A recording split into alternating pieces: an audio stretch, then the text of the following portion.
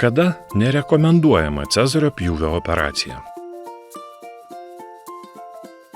Cezario pjūvio operacijos dažnai vadinamos karališku gimdymu. Tačiau tiek įtakingos ir turtingos moteris, tiek išlikusių monarchijų karalienės šiandien renkasi gimdyti natūraliai. Žinoma, jei tai leidžia jų sveikatos būklė. Šiuo metu Cezario pjūvis yra palyginti saugi operacija ir palyginti mažai sukelianti komplikacijų. Mes turim antibiotikus, šiuolaikinį nuskausminimą, tai tikrai, jeigu lyginsi su senesniais laikais, tai karališka. Bet turbūt pats prabangiausias gimdymas natūraliai, nes tai yra taip gamtos surėdyta ir ne tik tai pats gimdymo procesas, bet ir jo įtaka mamai, jo įtaka naujagimiui. Visų pirma, kalbama apie naujagimio imuninę sistemą, apie naujagimio netgi charakterį, todėl kad tie gimdos susitraukimai, jie yra ne šiaip sau, jie yra svarbus naujagimio visai hormonų sistemai pradėti veikti jau ne mamos įsčiose. Imuninė sistema taip pat naujagimiui yra nebrandi. Mokslininkai, tyrinėjantys žmogaus žarnyno mikrobiotos vystymąsi, nustatė, kad naujagimis, gimdamas mamos lytiniais takais, gauna didelį kiekį jo sveikatai itin reikšmingų mikroorganizmų, kurie yra labai svarbus stimuliuojant jo imuninę sistemą. Jau dabar vis daugėja tokių duomenų, kad natūraliai gimę naujagimiai jie mažiau serga tom civilizacijos ligom, astma, nutukimu ir įvairiom kitom. Tai mes, akušeriai ginekologai, teigiame, kad jeigu tik galima, reikia siekti pagimdyti natūraliais takais.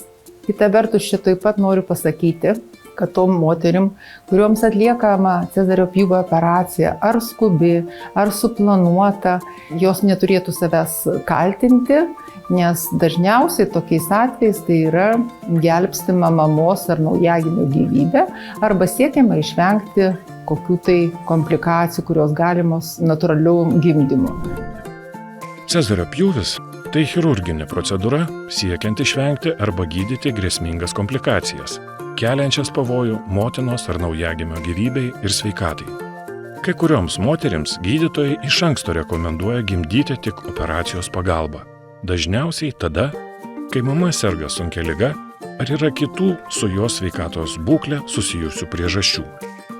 Moterys sergančios onkologiniam ligom, jos gali pagimdyti ir natūraliais takais, bet gali būti ir planuojama Cezario pjūvio operacija. Kai kurios moterys tai tikrai žino, kad jau niekaip kitaip nebus, arba po kokių tai didelių kaulų lūžių, kur tiesiog neįmanoma baisiai būtų slinkti gimdymo takais, tai gali būti suplanuota ir labai iš anksto. Kita didelė grupė tai yra, kada jau mes suplanuojam, bet ne nėštumo pradžioje, o tarkime antrajame trečdalyje arba trečiajame trečdalyje, tai placentos pirmeiga.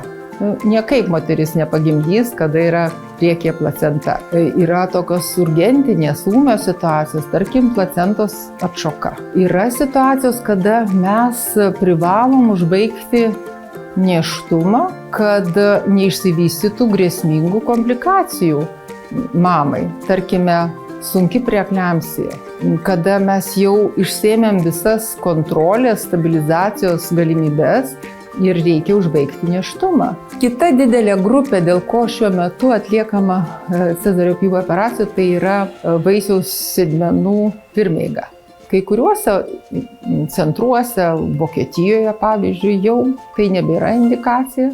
Moteris pagimdo sėdmenų pirmeigą visai sėkmingai. Kita grupė tai yra vaisiaus ligos, vaisiaus kokios nors ar įgimtos, kartais būna didelės anomalijos, bet atliekama Cezario pjūvio operacija ir naujagimis iš karto perduodamas vaikų chirurgam arba neurochirurgam. Neretai Cezario pjūvio operacijos pageidauja sveikos moterys, nes mano, kad operacija padės išvengti gimdymo skausmo.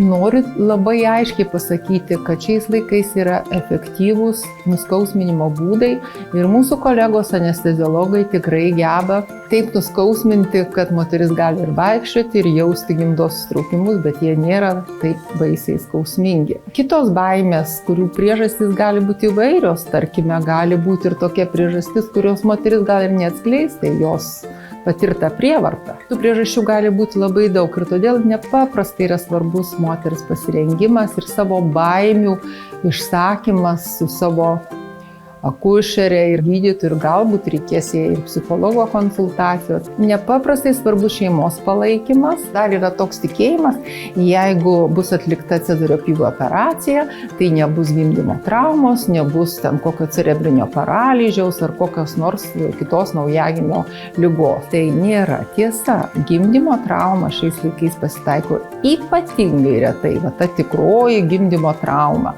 Cerebrinio paralyžiaus priežastis yra ne gimdymas, tai yra nėštumo laikotarpiu įvykę įvykiai, o galbūt ir paveldėjimas. Ne visais atvejais mes tikrai galime išspręsti cezario pjūvio operacijų visas problemas ir todėl labai svarbu šnekėtis, labai svarbu, kad moterys pasitikėtų gydytojais ir pasakytų visas savo baimės. Pastebėta, kad apie 40% moterų, kurios neįstengė pagimdyti pačios ir joms buvo atlikta cezario pjūvio operacija, jaučia nusivylimą.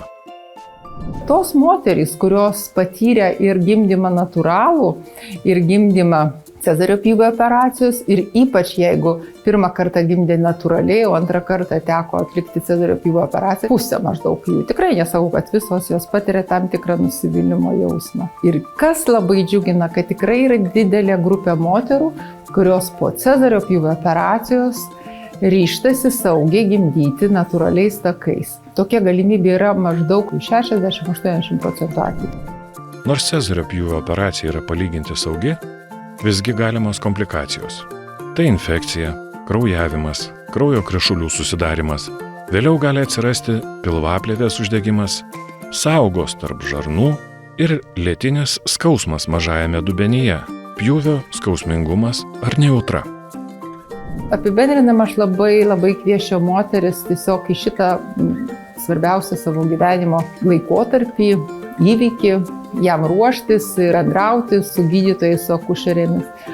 Ir tikrai, jeigu jau atsitinka taip, kad reikėjo atlikti cezario pjūvio operaciją, jokių būdų savęs nekaltinti.